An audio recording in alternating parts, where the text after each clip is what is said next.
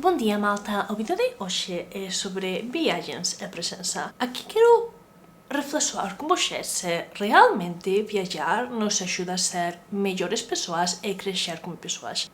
Quando eu estava na escola, dos meus professores disse-nos uma vez a todos que havia duas maneiras de conhecer verdadeiramente o mundo e ser uma pessoa com cultura. Que a primeira delas era ler muitos livros e a segunda, infelizmente menos acessível e económica, era viajar. Sendo que, em geral, viajar é considerado como uma coisa positiva a nível pessoal e de cultura individual. Obviamente agora temos turismo massificado e muitos problemas com o que são as viagens. Mas deixando isso de lado e centrando-nos na parte individual do turismo e das viagens, será que realmente nos ajudam tanto a crescer? Quero falar disto porque muitas vezes quando vejo conteúdo de viagem nas redes sociais, vejo que não é simplesmente que esteja muito orientado ao consumo, que produtos são os mais fixos, que cafeterias tenhamos melhores bolos, produtos virais, comidas virais, mas também uma certa superficialidade enquanto a reflexões. Obviamente, eu não estou dentro da mente das outras pessoas, mas tenho a sensação de que quando viajo, vejo muita gente, não estou a falar só destes grupos de viagem que sempre são um bocadinho mais estritos e mais de ir ver coisas todas seguidas. Se calhar não é uma viagem com tanta presença como se fosse uma viagem individual, porque tens que ir a um ritmo que não é o teu ritmo próprio, mas em geral tenho esta sensação de que as viagens converteram-se, ou se calhar sempre foram, de alguma maneira, muito superficiais. Ou seja, por exemplo, vamos a um país distinto de nós e podemos surpreender-nos ante as coisas que estamos a ver, positivas ou negativas, mas a reflexão que fazemos sobre isso, se isso está a mudar-nos a nós mesmos de tal maneira que uma vez nós voltamos às nossas caixas, aos nossos países, nós realmente estamos a ter conversas, interesses e a fazer pesquisas sobre estas coisas diferentes que estivemos a ver, que muitas vezes não sucedem, ou se sucedem, são conversações muito superficiais, tipo, sim, pois essa vez que eu estive no Japão, a gente fazia assim, que curioso. Acabei de voltar de uma viagem, vou dar assim um resumo,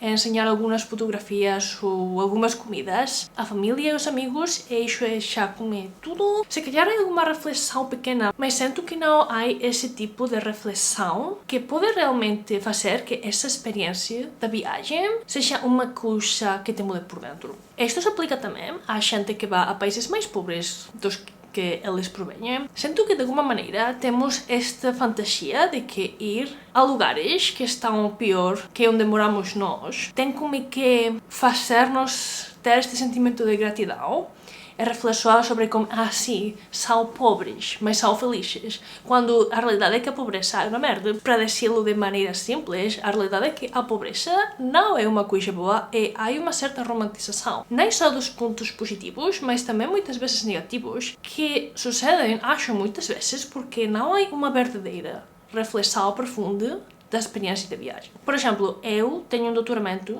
em estudos japoneses e uma das coisas que mais odeio é falar com a gente sobre o Japão. Por quê? Na minha experiência, não todos, mas muitíssima gente que adora as coisas do Japão tem uma visão absolutamente idealizada do Japão.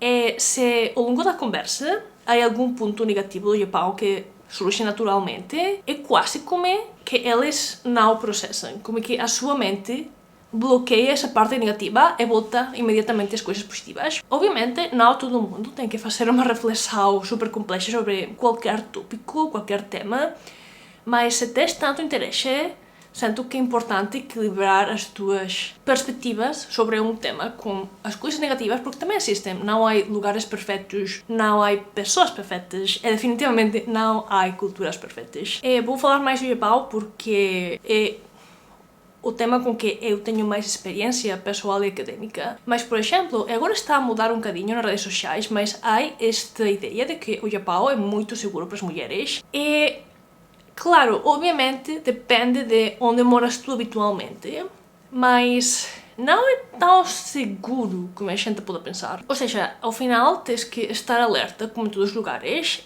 Obviamente é mais seguro que em muitos países, mas não quer dizer que seja esta utopia de seguridade, de respeito, de educação que a gente muitas vezes crê que é. Isto tem sucedido além de a gente com que eu falo ter feito viagens ao Japão. E obviamente quando fazemos viagens a um lugar é muito fácil ficar só nas áreas turísticas e de alguma forma sair com uma ideia reforçada da nossa fantasia do que esse lugar, essa cultura era. Mas quando uma coisa pareceu muito positiva ou muito negativa, sinto que temos que fazer esse esforço de reflexão de nem tudo pode ser positivo, nem tudo pode ser negativo, porque a realidade depois é complexa. E sinto que, em geral, quero dizer na cultura atual, mas honestamente, quando lemos novelas tipo históricas, sempre há gente com mais, podemos dizer, capacidade de reflexão profunda das coisas, ou mais sensível com estes temas que outra. Então, não tenho claro se é uma coisa cultural atual. E como outro exemplo, também sucede que há gente que tem certos prejuízos da cultura dos países e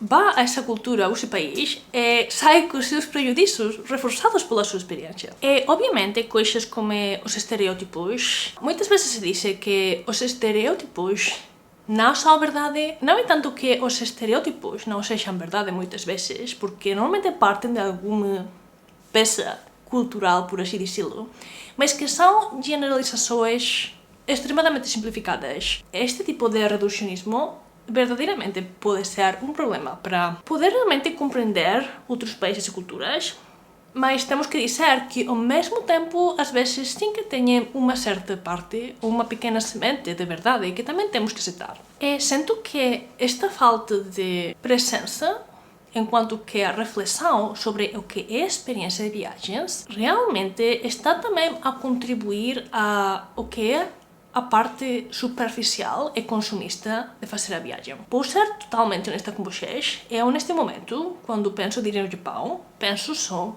em ir fazer compras, comer coisas, fazer coisas turísticas. Que não é que é mau de por si, mas sinto que tenho perdido um bocadinho este interesse mais profundo a nível cultural e que provavelmente está relacionado com a minha insuficiência a nível linguístico de poder comunicar-me, poder ler coisas mais complexas em um dicionário, mas me faz sentir triste porque eu sei e tenho esta percepção de que viajar é mais que ir de compras, é mais que ir experimentar comidas virais e ir ver os 4 sítios turísticos. Não porque isso não seja importante ou seja uma introdução muito boa a esses países e culturas, mas porque se tudo fica tão superficial, como vemos muitas vezes nas redes sociais, ao final perdemos uma parte muito importante do que é a experiência. E ao final a vida é viver experiências, então perder esta parte tão importante da experiência de viagem, da experiência cultural e de compreensão do mundo e todos os horizontes que isto pode abrir para nós é uma coisa que acho verdadeiramente triste. E não quero dizer que não esteja bem visitar os sítios fixos e ir dos lugares turísticos, são muito fixos, pois são turísticos. Vale a pena ir, vale a pena explorar, mas até certo ponto também